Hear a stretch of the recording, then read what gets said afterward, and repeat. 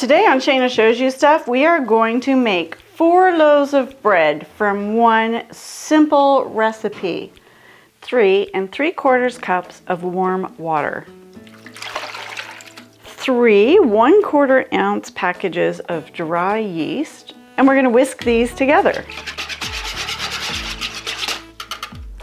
Of course, this is called Tupperware bread, so it is meant to be made in the giant Tupperware plastic bowl. If you don't have one, you can use a large bowl of your choice. And next we're going to add 4 teaspoons of salt, 6 tablespoons of sugar, 6 tablespoons of very soft or melted butter. I melted mine. And 2 eggs. And we're going to mix this all up really well. And now we're going to add 5 cups of flour. Switch to a wooden spoon at this point because your whisk isn't going to be strong enough. And once that's well incorporated, we're going to add the last 5 cups of flour. And it's stiff, you're going to need some arm power for this one. Okay, I'm just going to get in with my fingers at this point, just because I want to make sure this is all really well incorporated. It'll give it a little bit of a knead too as I mix it in with my hands.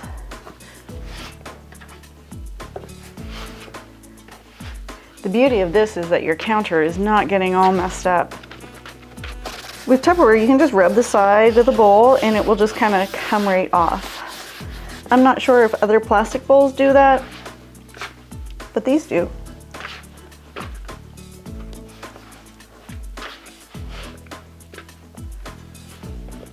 And I'm not really trying to knead it here so much as I just want to make sure that all those little dry bits are mixed in. And it's also starting to take on a bit of elasticity like bread. Okay.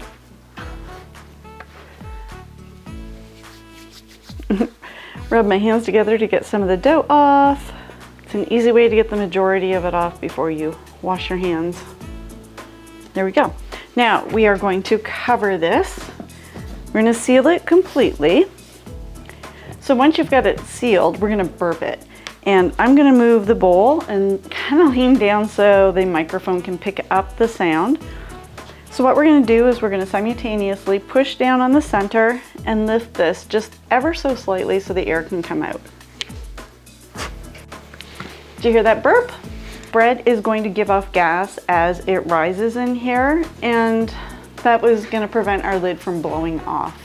We're going to set this aside and let it rise until the dough is touching the lid, or at least very close. Typically it's when it's doubled. So I'm going to set this in a warm room and we'll be back in a little while. And our bread is ready.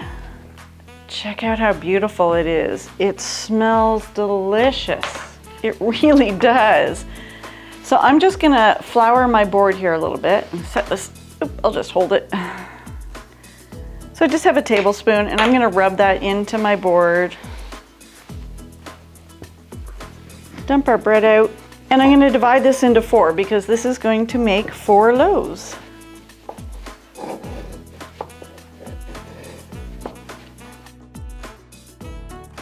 Now I'm just going to stretch this out into a bit of a rectangle, and the reason why is because this one is going to be a cinnamon bread.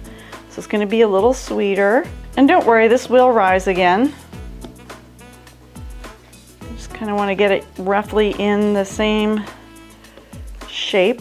Sometimes it helps if you kind of just anchor one side. All right, that looks good. So this is going to be for the cinnamon sugar. So I have a 1/4 cup of brown sugar and 1 teaspoon of cinnamon in here. I'm just going to dump it all on and spread it out. This is going to be my bottom, which is going to roll into the middle, so I'm going to bring the sugar all the way kind of to that edge. But I want to leave this top edge kind of free so it will stick to itself. I'm not worried about these lumps. They'll break up. If you have any really huge ones, you can just take your fingers and pinch them down.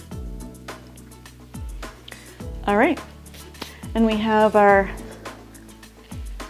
We have our bread pan. I'm And I'm just gonna roll this up. Give a little pinch along that bottom edge. I have a little bit of stuck, so I'm just gonna use my scraper to pull it up. There we go. I'm also gonna pinch these ends, I think, because I want all that goodness to stay inside the bread.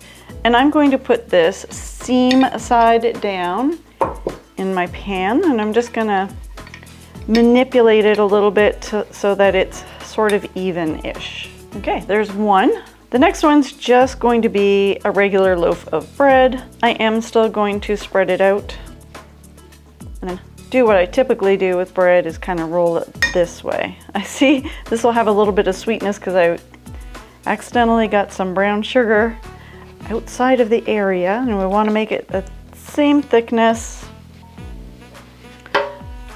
Get our bread pan. These pans are a little bigger.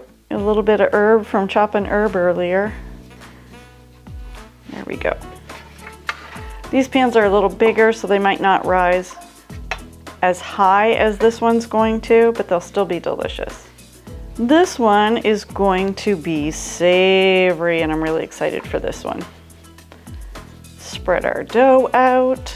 And when I do the rolls like this, with ingredients inside, I kind of like to spread the dough to the same width as the pan. So I think that's about right. I have chopped up fresh rosemary, garlic, and fresh basil. So this is going to be a savory one. You know what? I'm going to keep, so I can tell these loaves apart, I'm going to keep a little piece of garlic aside and maybe just a little piece of basil leaf. Let's spread this out. Okay, same as the other ones, we are just going to roll it up. You could knead this in and incorporate it everywhere, but I kind of really like this idea of rolling it in. And pinch it up here. And you don't have to be fussy with this. It is gonna rise again. This isn't what it's gonna look like in the final product. Like, just get it done. Smush this down a bit so it rises evenly. And then I'm going to take my leaf and just stick it on top along with my little bit of garlic, because we are going to want to be able to tell these apart. And my last one, I have a square pan that I usually make brownies in, and I have greased and floured it. And I'm going to make some rolls for hot dogs, sausages, because I have some sausage meat. We're gonna quarter that last quarter. I'm gonna pat this one out.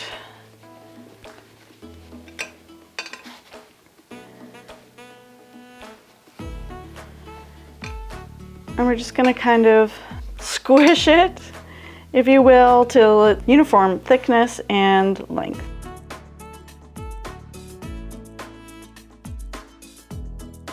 You could have made these into balls and then be for rolls as well, but I needed sausages. So, regular bread, sausage rolls, cinnamon,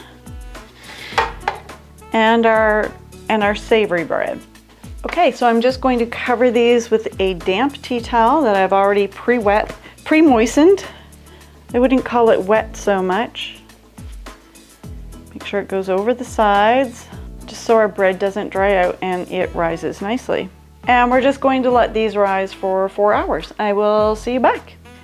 Okay guys, well, we are 4 hours later and our bread is ready. I've had a change.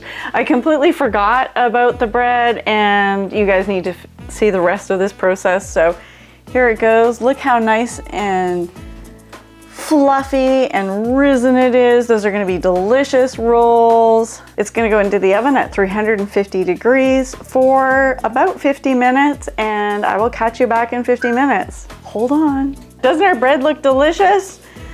So here's the trick. You want to butter the top of these. And so what I do is I save my butter wrapper. I fold it up and stick it in the freezer. And then when it's time to butter the top of my bread, I just give it a rub. Oops. It's still hot from the oven. See, can you see the glossy coat of butter on there? So if you're looking for a hard, crunchy top bread, you're gonna wanna skip this process. But look at this. We have now not wasted this wrapper, which normally would have been thrown out. Yeah, so I am all about reusing and not wasting things. And to me, that's genius. Like, why throw that out when we can just stick it in the freezer till we're ready to use it? Okay, so let's get these out so they can cool properly and not sweat. And there we go. Very little time and effort, and 4 loaves of bread. It even has different bread. I'm really excited by this. We're gonna let these cool until tomorrow, and we'll take a look and see how they turned out. This recipe is by Mary Hartrich of St. Marie, Illinois, and it comes compliments of her granddaughter, Mary Goss Lybarger. Thanks, Mary, for letting me share this beautiful recipe.